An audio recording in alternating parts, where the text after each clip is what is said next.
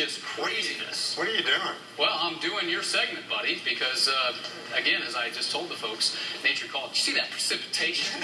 Doug, would you like to take over now? I mean, is this microphone even on now? Are we good? Could have paged Can we me. change? I mean, I don't even know. You don't even have the clicker thing. Yeah.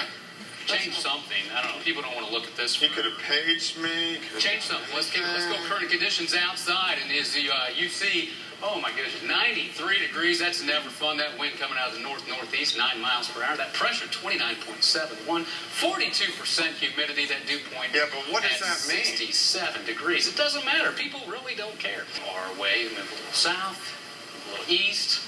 That's what we have for you. Can I tag in sometime? No, not at all. As you can see, we have a lot of red and orange across the way. I have no idea what that means either. Oh, my God. Doug's going to take over right now.